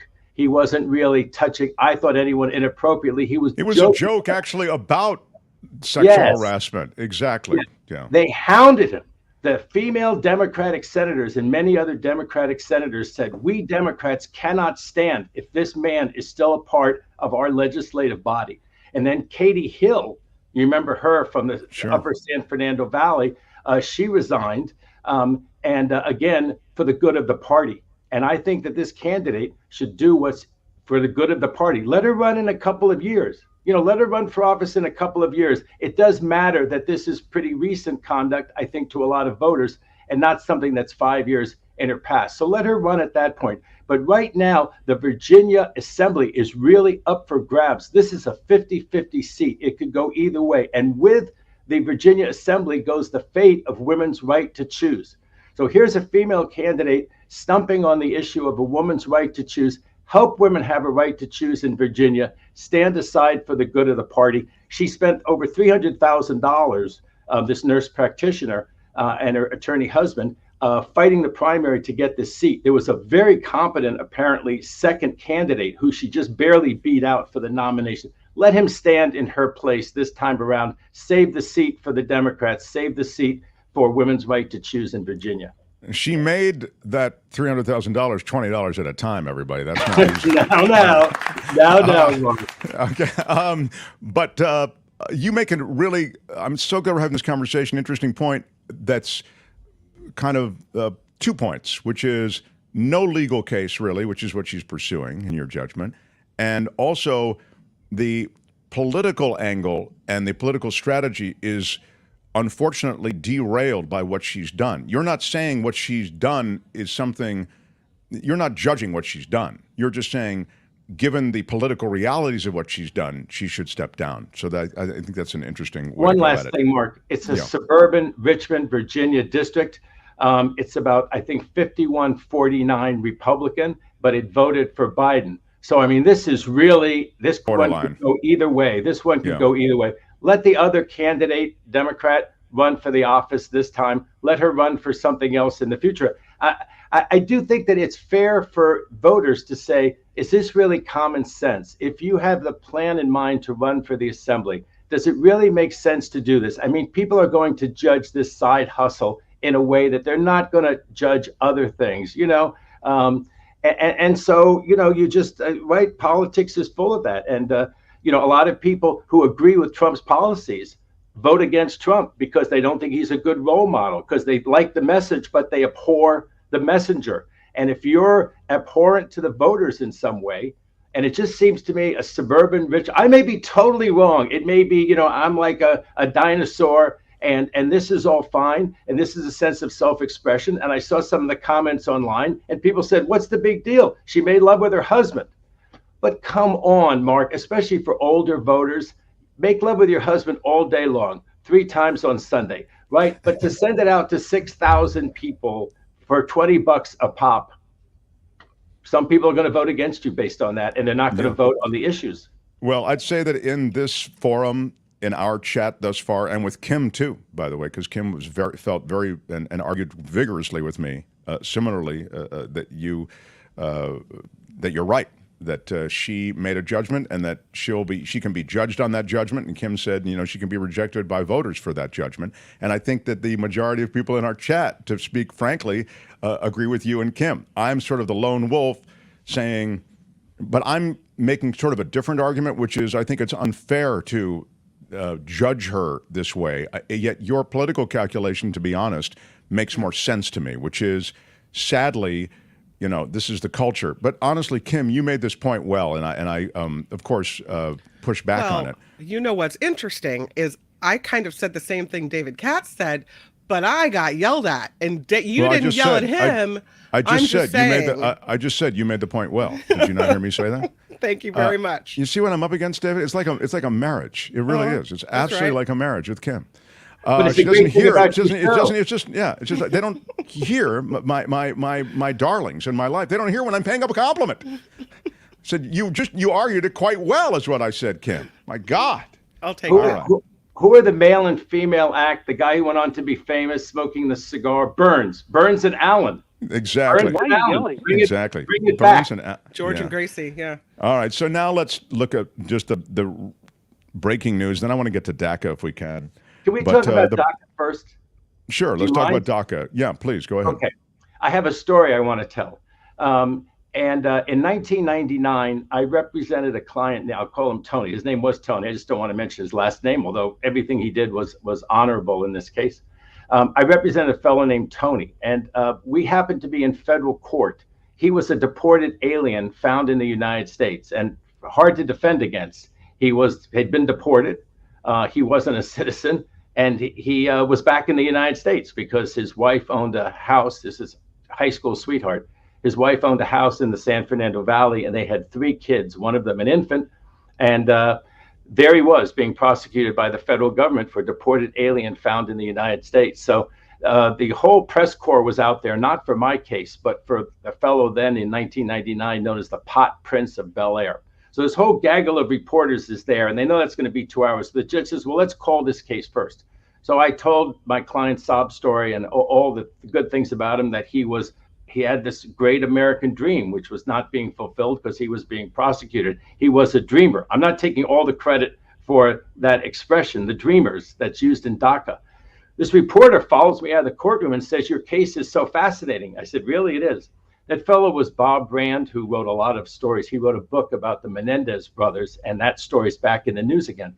So Bob Brand follows me out and says, you have a really fascinating case. And he writes an article or puts it on TV. And the LA Times got fascinated with telling the story of Tony's American Dream. It appeared on the first page. Rand went on to win an Emmy for his coverage of it. And the high point of it, now remember, the Dreamers have not been convicted of anything.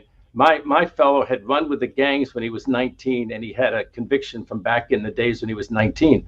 Then he'd been a case worker with gangs, helping the gang members reform and follow his example of having like a really good, productive life. And so the FBI or somebody in the federal government went to him and said, this is great what you're doing. Why don't you wear a wire? Because you'll be the perfect person to inform on all the gangbangers. He wouldn't wear a wire. So they told him, you're really a slow learner. And when he wouldn't do it, they deported him to Mexico. So of course he came back again. And then when they said, you're a really slow learner, we really mean it, this time they prosecuted him. So at that time, the U.S. attorney was Alejandro Mayorkas. Mayorkas, of course, has gone on to be the secretary of DHS, who has the responsibility of this DACA program and is furious, rightly so, I think, about this ruling. So I take a lot of the credit because this Tony's American Dream won an Emmy. It was on the front page. Everybody was talking about the Dreamers. And the good thing was I think it had an impact on Mayorkas when he was still the U.S. attorney back in the year 2000. When Obama comes in there, Obama actually passes DACA, which is Deferred Action. And one of the issues in the case, it's sort of a little bit like the student debt. Can the president say, you know what, I'm not going to collect these student debts? Can the president say, look, these people I don't want to deport. I'm the head of the executive branch.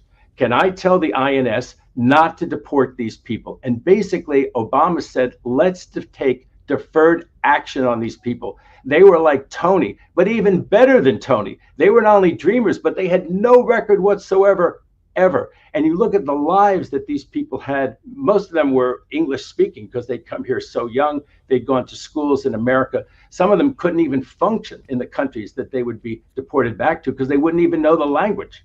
Not to interrupt, but just to make the point that percentages, if you look at the DACA kids who are grown, the percentages of education and jobs, and it's insane. It outpaces all the percentages for people who are natural citizens, who are born and who are American citizens. So yes, the DACA pool is outstanding from the standpoint of who they are as individuals.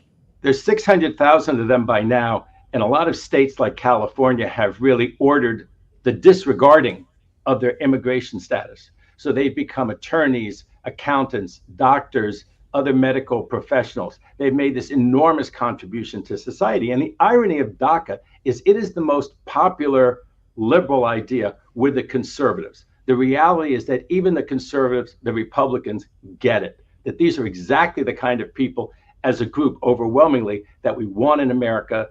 And by now, of course, it's been over 20 years since we've been kicking around this issue of DACA. And I know Obama didn't pass it that long ago, but Obama's program is already 12 or 13 years old by now. So even though the Republicans are really for it, it was always marked going to be a part of a deal. They were going to have more border enforcement, more border patrol agents, and in exchange for that, in this big immigration package, they were going to approve DACA.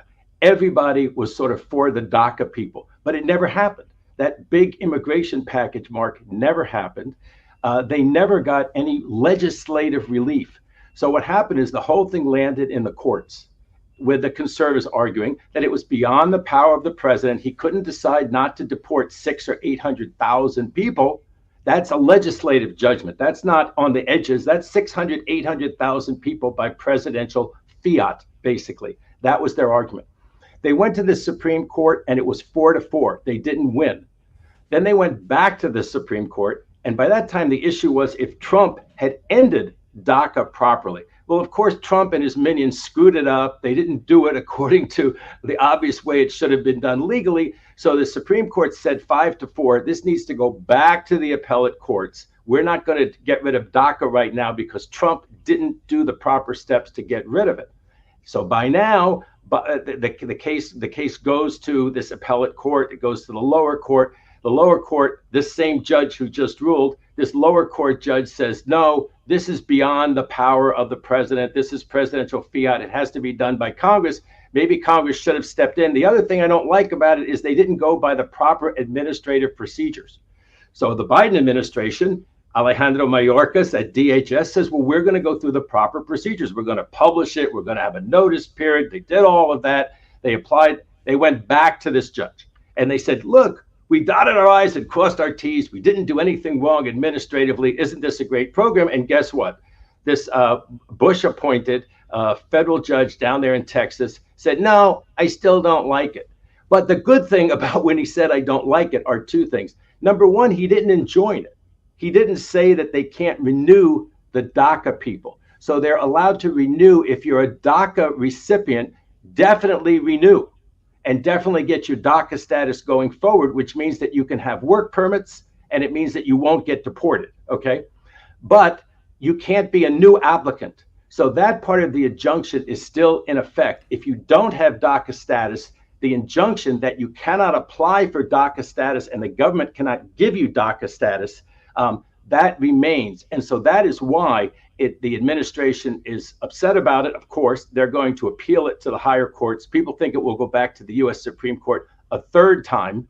And I guess they're probably a little pessimistic about it because if Congress doesn't step in and do something, you figure is this court any better than the 5-4 court? That 5-4 court still had Ginsburg on it. Yeah, I mean, the prospects at the Supreme Court level are dim. And the prospects legislatively are awful because nothing gets done. That's why, even in your story, so much of it is kicked to the court. Right. No one wants to take responsibility. They feel it's kind of a political football ultimately. So, yeah. Well, Tony eventually got a mere misdemeanor, no time in jail. So that particular story had a happy ending. And of course, that wouldn't have happened if Mayorkas's office, because he was still the U.S. attorney back there in 2000, the beginning of 2001, if Mayorkas hadn't done it. So I take some credit for Mayorkas getting this thing about the Dreamers. And I think ultimately these people, these Dreamers that are in the program are going to be okay. One thing that they argued to the judge, Mark, one last thing about it. One last thing they argued to the judge was, look, just get rid of one part of it, sever it out and say that maybe the people can't get work permits, but they can get deported. Or maybe they can get deported. Well, I guess that would be it. That they can still get that they can no longer get work permits. But let people enter the program at least to have the DACA protection against being deported, having their life disrupted in that way. Not having a work permit is a very disruptive part of your life. If you've been working for years and you work in a hospital saving people's lives, what on earth is the public interest? But at least they said maybe sever that out. And the judge says, no, I'm not going to sever it out. And so where things stand right now, the program is not stopped for the people who are going to renew. So everyone who's listening to this, who's in anywhere near that status or knows someone who is, should definitely renew. But it does look like the effect of the order until some appellate court, like hopefully the Supreme Court. This is another one that's going to go to the 11th Circuit down there is the 11th, the 5th. The 5th Circuit, the circuit down there, this is the most conservative, then is the 11th. So this is the Texas Federal Circuit, the one that we're always talking about with loose cannon down there, the one who has Trump's case, just made a ruling. Sure. That's the 11th. They're both very, very conservative. But until some appellate court rules otherwise, unfortunately, people cannot apply for DACA status, is my understanding. Anyone in that situation should go to a really good lawyer because having DACA status can be very, very important, especially, God forbid, the Republicans get back into power in a year. Wow, so much there. I had no idea that you had such personal connection to DACA and to such a high-profile DACA case. I want to quickly switch gears to two things, one of which is the Trump-chosen judge in Florida is actually being tough on Trump when it comes to the documents. She's saying you can't set up some skiff situation, security thing at Mar-a-Lago. You're going to have to go, you and your people, to establish skiff sites, and you can't have, recording devices with you, and you can't have, and everything has to be wired. She made the point that you can't, listen on headphones that are not wired. Like, she's really trying to protect what is, again, classified information, much of it, falling into categories of, super top secret. I wonder if you could speak to that quickly, because she has sort of been cutting Trump's slack along the way. And as I say, she was a Trump-selected judge. Well, yes, she was not only a Trump-selected judge, but she was sort of his favorite judge in the country. She's the one who it looked like Trump went down the road after the search occurred at Mar-a-Lago, approved by a magistrate judge who found probable cause. And he went down the road knowing that in Fort Pierce, just north of Mar-a-Lago, she was the only judge. So he truly judge shopped to go to her. And then she issued these rulings where she intervened in the middle of this case that looked like it was just between the magistrate judge and Trump and the government. So she got in that, she made it, instead of three ring circus, she added a fourth ring, and every fourth ring that she added was, according to the 11th Circuit, way beyond the pale. So of course people had a lot of doubts about her, and we discussed the fact that the special counsel really kind of took a risk, 1 in 3, of getting her by filing in the Southern District of Florida instead of filing this case, the national security documents case, in Washington, D.C., which I believe there was plenty of venue for, and for which change of venue would never have been granted. That case would be in D.C. He took a 1 in 3 chance that it went to her, and it went to her. This particular ruling, Mark, I don't think is remarkable. In fact, I think most judges would have gone further. I think most judges would have said, you cannot have a skiff at Mar-a-Lago under any circumstances, and I'm ordering that you have to go to the skiff in such and such a place, and that's where it's going to take place, and all of those conditions that you mentioned apply. She left it vaguer than that, and I don't think most judges would have. I mean, this was very predictable. These are national security documents. The idea of him reviewing them at Mar-a-Lago, which has turned out to be porous, to say the least, and where he committed, it seems very clear to me, national security violations with these very documents. Now, you can say, well, his attorneys say he's the president. He could have seen all of these documents. To me, that misses the point. The fact that he could have seen them, 5 or 6 years ago, doesn't mean that he can refresh his recollection by seeing them again and talk to people about them. Also, if he remembers them from 6 years ago and they're highly secret, and he has never declassified them while he was in office, which is true of all of these documents that are at issue, the 30-something, he has no right to talk about them or tell other people about them. I mean, he'd be committing another violation of the Espionage Act if he were to do that. So I think she was actually pretty gentle on him under the circumstances. But I think that she is very aware of the fact that she doesn't want to be reversed by the 11th Circuit yet a third time. And so I think that she was sort of within the kind of bandwidth, the kind of normal bandwidth. But she left it up to sort of, there's going to be a security officer, a court-appointed security officer who's going to decide all of this and stuff like that. And this is one that really rises to her level. I mean, once the security officer makes his or her report, she should say, look, here it is. Here's the 10 commandments set down by me, the district judge. Do this, do that, do the other thing. And yes, he's got to not bandy them about. I mean, he would be serious violation if he bandied anything about. Did I mention they're national security documents? They have to do with our nuclear secrets. They have to do with things that we've only told, like Britain, Canada, New Zealand, and Australia, our closest allies. That's what's in there. Or anybody who went to the ballroom or went to the bathroom at Mar-a-Lago. Those, to be fair about that. I did everything right, and they indicted me. Hey, all right, so this is the question I have then, finally, about Hunter Biden. These charges that just come this morning. These gun charges, because he filled out these statements, not only erroneously, but falsely, I guess you would say.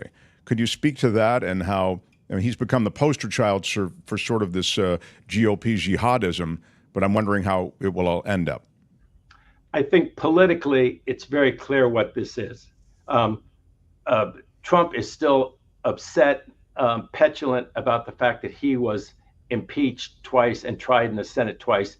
He wants Biden to get the same medicine because he's mad about it, and this is his rival, and they did it to me, they're going to do it to him. I also think that it's a great distraction. They hope that they can run and sort of have this whataboutism, well, they were all corrupt, and Trump did all these awful things and he's on trial. But after all, we have an impeachment trial over here in the U.S. Senate of the other guy. So a pox on both their houses, and that will minimize how bad Trump ought to look in comparison with Biden. That's what I think it's all about.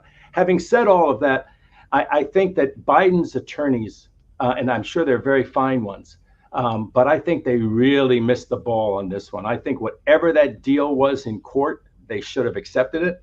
I think when the judge didn't accept it, they should have gone right back and signed basically whatever the prosecutor proposed in order to avoid this. Now, what they were trying to do, Mark, was to write an agreement that was ambiguous enough or get the special counsel well, he wasn't the special counsel then. He was just the U.S. attorney for the District of Delaware who was kept on from the Trump administration, this fellow Weiss.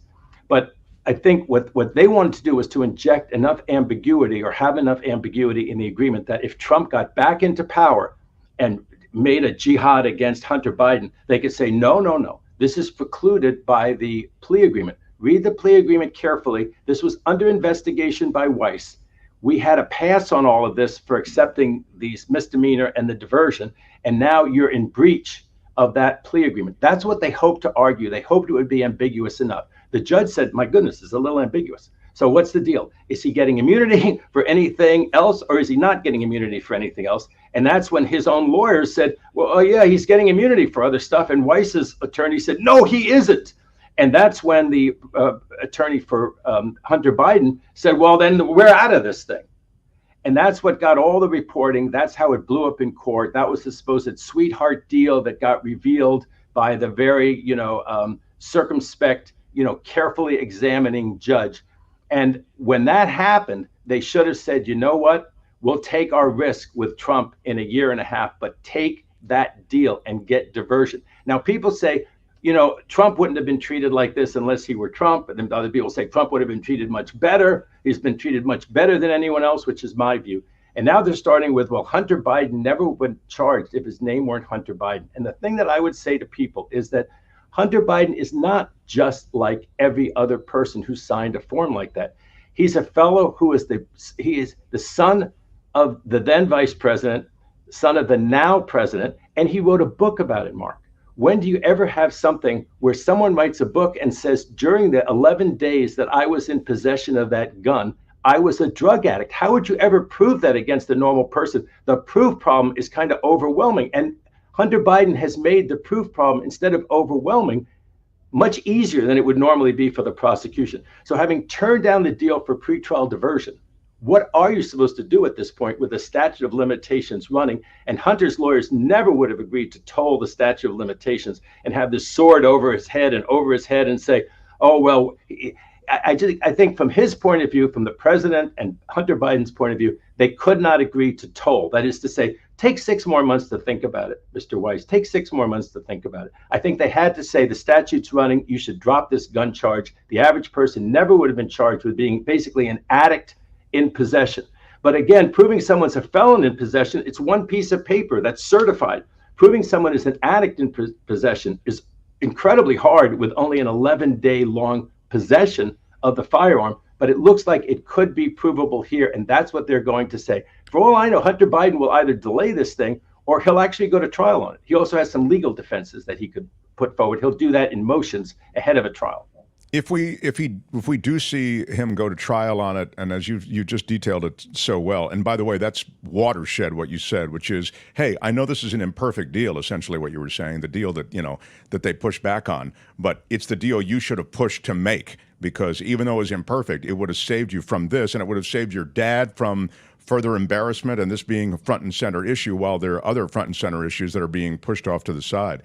Well, what then happens? His dad had nothing to do with this. If there was ever a charge that his dad had nothing to do with, he wasn't there when his son filled out that form and checked the box. No, sure. I'm not an addict. Doesn't matter. He's got the same last name. So the deal is, David, it goes to trial. What happens? Like, what the potential penalty? Could he literally do? What's being played out in right-wing media, as you know, is, he could go to jail for 10 years and, he'll likely go to prison. Please give us a sense of the realities on that. There's no mandatory minimum, so I would think that if he made a deal, which is still possible, he wouldn't go to jail at all. You have to remember, the prosecutor himself agreed that this was a no jail case. This was a diversion case. He would end up with no record. Now, having turned that down or not made a deal about it, he is going to go to trial potentially. So I think that, everybody would remember that the prosecutor was willing to accept no jail time. And so I think he might go to trial. Now, the reality of our system is that people who go to trial, especially if they put on a defense that the judge doesn't believe, especially out of their own mouth, tend to get, people don't like it if you say they get punished. They don't get rewarded. The people who go to trial, especially if they think the defense is funky or the testimony, especially of the defendant at his trial, is funky, they do not get rewarded by the system, let's put it that way. So could he go to jail after trial? Yes, he could. But the trial would be, wouldn't be televised. Again, it's federal court. When this is all over, the day after Election Day, win or lose, President Biden is going to pardon his son. I hope everybody realizes that, just like Trump would have pardoned any of his kids the day after Election Day in 2020. Yeah, great point. Great point. Kim, I think, was putting on screen the fact that it's just a weird little detail, but it's an important little detail, which is that this law that Hunter Biden is in violation of is actually a law that Joe Biden sponsored in his effort to put, some restrictions on gun ownership. And yeah, so it was in the 90s or the early 90s when President Biden chaired the Senate Judiciary Committee, and he was then a senator from Delaware. He helped pass an amendment to the Gun Control Act to make sure that a gun buyer isn't an unlawful user or addicted to any controlled substance. So what's interesting is that Hunter Biden is being charged with violating part of the legislation that his father sponsored when he was a senator. Yeah, there it is. It's really the irony of Rudy Giuliani, the king of RICO, being charged with RICO down in Georgia. Yes, thank you. Exactly the same kind of thing. It's true. Joe Biden can look back at the 90s and I think apologize for some stuff that happened, including Anita Hill and Clarence Thomas, et cetera. But this is yet one more thing that comes out and bites him. David, well, it was hard to, one last thing, it was hard to do something about firearms laws. It's still hard. Senator Feinstein, she went down swinging on all those things. We had the Brady bill. Who would have thought that the Brady bill wouldn't be renewed? So they were trying very hard to do anything about firearms. And now they have the Second Amendment thing. But even before the Second Amendment, I want to remind your viewers and listeners that the Second Amendment was never a thing for over 100 years of American history. And then there was suddenly a 5-4 decision, and now everyone's running around with their Second Amendment rights. The irony would be, according to some rulings around the country, it may be that Hunter Biden had a Second Amendment right. If even an addict has a right to have a gun under certain restrictions, you see how the argument would be that that's going to be one of the motions, that he actually had a Second Amendment right to possess a gun. I don't think that's going to hold up. I think if you're a felon, you're an addict. Like I said, it's so hard to prove that you're an addict. I mean, what evidence are you going to have? Even if someone comes in and says, my ex-boyfriend used heroin every day, they're going to impeach her testimony, right? But this is a weird thing where I haven't read the book, but apparently the book is fairly explicit that he was using drugs and was an addict during the same period of time that he possessed the gun. If they had that, is the case unusual? Yes. Do they have an unusually strong piece of evidence? Yes. Well, love you. Thank you. Really appreciate you. And you had a couple of details today that I had no idea either you would have or that you were even part of in the case of the DACA stuff. David, just such great stuff. We'll watch for you next week, and of course, and watch and listen on all of the different media outlets that you show up on. Well, thank you. From London to the U.S. You, Mark, you, Kim. Kim, I learned last week that if there's going to be a legal argument, I want you on my side and not the other side. I'll always be on your side. Thanks for agreeing with me. In re Susanna Gibson. Thank you. Thank you. Kim, how are you? Thank you, counselor. Yeah. Kim is the real deal. David Katz, everybody. Thanks, David. Wow. The Mark Thompson Show. Well, we're finishing up here. I did want to mention that story that I really kind of sidelined for a while. It's just that we sort of run out of time. But the former president, President Trump, keeping close ties with House Republicans as they barrel toward this impeachment inquiry into President Biden.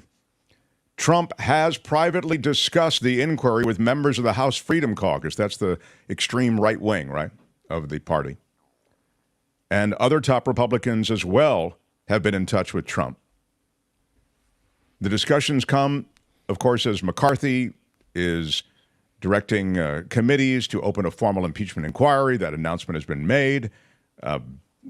Again, there's no evidence that we've seen, but they're arguing that his family's foreign business dealings and the prosecution of his son, Hunter Biden, all create a cloud. And despite the cloud of suspicion, there is, as I said, and we've detailed a little bit in sort of a general conversation in the first half hour, there's just no real evidence. But just 2 days ahead of McCarthy's announcement, Donald Trump met with Marjorie Taylor Greene. Met with her at his Bedminster Golf Club in New Jersey, which is lovely this time of year. Great place to discuss impeachment. Greene said in an interview with the New York Times that she told Trump that she wanted the impeachment inquiry to be, quote, long and excruciatingly painful for Joe Biden. I did brief him on the strategy that I want to see laid out with impeachment, she said. Greene also said she wanted to have a long list of names of people she claimed are co-conspirators in alleged crimes committed by Biden's family. Added that she aims to, quote, go after every single one of them and use the Department of Justice to prosecute them. Congressperson Elise Stefanik, also the House Republican Conference chairwoman, spoke with Trump as well shortly after McCarthy gave the impeachment inquiry the green light. She said, I speak to President Trump a lot. I spoke to him today, Stefanik said. The biggest political corruption scandal of our lifetime is what's going on with the Biden family's business dealings. She's spoken weekly with Donald Trump, has Stefanik. She's a big Trumpy, as you probably remember. So as this continues, you should be aware of the fact that Donald Trump wants this impeachment inquiry for, I would suggest, two reasons. I mean, at least two reasons. One of the reasons is that it distracts from some of the stuff going on with him. But the other thing it does is it creates this equality between what happened with Trump and what's happening with Biden, and it then diminishes what happened with Trump, right? If you bring an impeachment proceeding against Biden, even it's it's obviously BS in terms of evidence that there is so far. I mean, but we've seen they keep going, but the bank records, we've seen the bank records. There's no evidence. So, okay, anyway, unless there's some weird smoking gun that we haven't seen, doesn't appear that there's evidence. But, Trump is smart. Trump is about announcements. Trump is about perception. Trump is about media. And he knows right-wing media will carry the water for him. And so if you can just announce that there's going to be this inquiry and this impeachment proceeding, you begin to diminish the demerits, the negatives associated with the impeachment proceedings that were launched against the former president, Trump, right? He had 2 impeachment proceedings launched against him, and there was plenty of evidence to remove him. But well, it starts to feel like, oh, well, everyone gets impeached, no big deal. Thank you. Exactly. No, it is a big deal.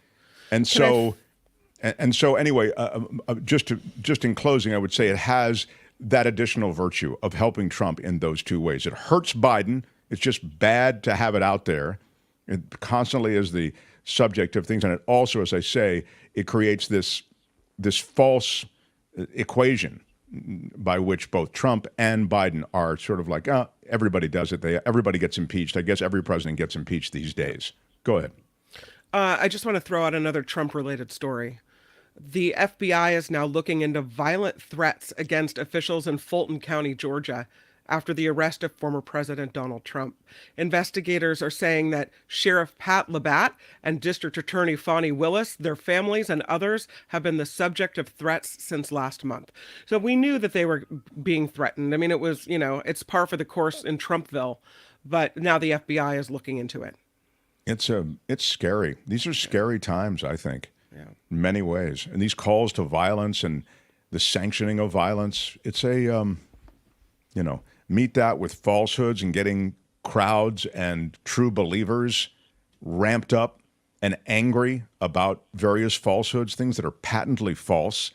And that's an armed crew as well of now disgruntled, angry jihadists, American jihadists. They want their God, their cult leader, Donald Trump, to get back in office. Yeah. These are scary times that way. Tony, I like to leave people with something light, and we don't have anything. We go, Kim's got that news about I do have a light story. Do you want a light story? I want something lighter. Yes, please. I'll tell you, because I think this is kind of interesting in a wacky way, but maybe has some credibility. The Dartmouth College men's basketball team is looking to unionize. The team's 15 players filed a petition yesterday with the National Labor Relations Board to join Local 560 of the Service Employees International Union. If successful, these basketball players will be eligible then to collectively bargain for salaries. In a statement, Dartmouth said the school is carefully considering the petition with the aim of responding promptly yet thoughtfully. It's interesting. In September of 2021, the National Labor Relations Board issued a memo stating students should be considered employees of the schools they play for under the National Labor Relations Act. So there's some validity to maybe, it's so interesting. Look, they raise money off of these various sports programs. Why shouldn't they be paid? As Kim once said, the more cha-ching you got, the more cha-ching you get. That's exactly right. Get your cha-ching, kids. The more cha-ching you got, the more cha-ching you get. I heard you the first time. Thank you. Dartmouth men's basketball players maybe getting some cha-ching. Wow. Good stuff, Kim. Thank you. That was lighter. The Mark Thompson That's Show. what I wanted to be left with. Thank you. Yeah. What is what do What's I do now, on the Mark Tony? Thompson Say Show? goodbye? I guess I got to say goodbye. That's it. Well, it all went so quickly. We've learned a lot about each other today, my friends. Whew, yes, we have. I've learned that I can't always count on Kim to agree with me. I need an amen corner on this show. And I can't. All I got is a hostile corner.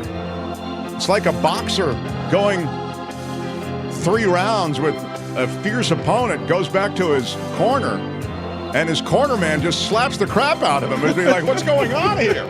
I didn't know I was the corner man. Yeah, you didn't know that. I can tell. I can tell by everything you do. I thought I was a woman with her own opinions. Look at that. Yes. Well, you know what? Kim, how are you? You certainly are a woman with her own opinions. And I love that. I just wish those opinions had greater congruency with my opinions. Congruency. I'm Shadow Stevens for the Mark Thompson Show. Bye-bye. Kim, let's it loose. All the time. The after party live is now. We'll do it live. I'll write it. Tomorrow, We'll do it live. Friday show. Till then, bye-bye.